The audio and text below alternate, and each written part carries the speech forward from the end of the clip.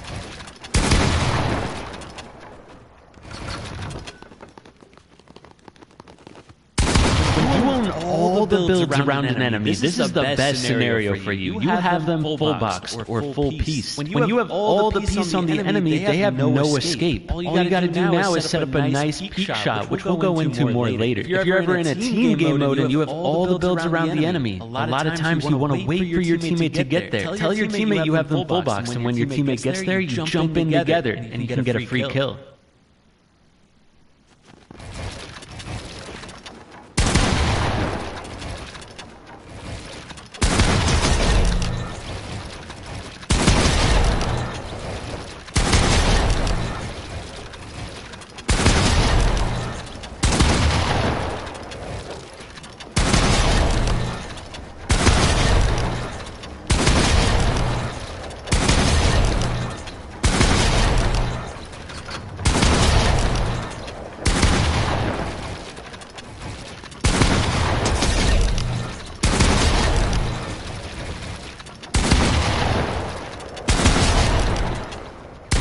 Just like in the first representation, in this scenario, you have partial peace on the enemy. What this means is you own a few builds and not all of them. Sometimes in this situation, you'll be able to take a shot before they get away. Other times, they'll escape out of the build they own. Now, whenever you have partial peace like this, you can do a thing called pre-boxing. Head over to the next reel to find out what that is. Walk around this box real quick. Notice how you own all the builds except for one wall. If the enemy owns just that one wall, what do you think they're going to do? They're going to try to escape out that direction. This is an opportunity for you to pre-box the enemy. If you know that they're going to escape out a certain direction, or even if you just think they're going to run out that way, you can make a box in that direction and they'll walk into your builds. Doing that is called pre-box.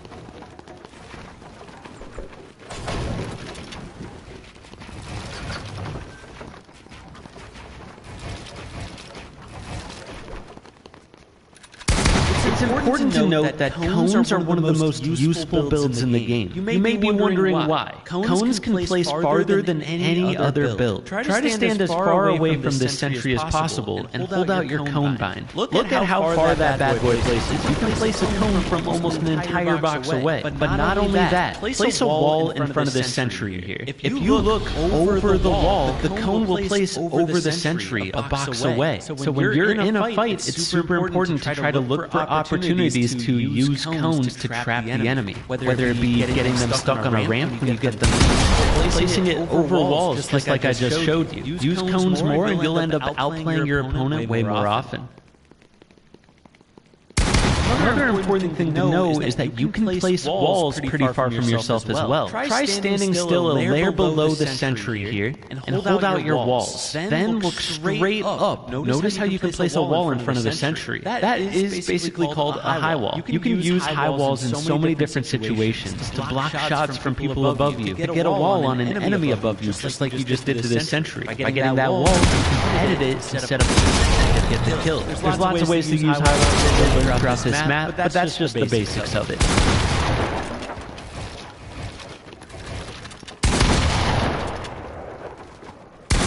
Now it's time to understand right-hand peeks, which is one of the most important things to get down. Position yourself to the left of the window here. Try to make it so that the sentry can't see you. If you quickly walk to the right, take a shot, and then reset the wall. That is an example of a right-hand peek. In the next section of the tutorial, we're going to be completely focusing on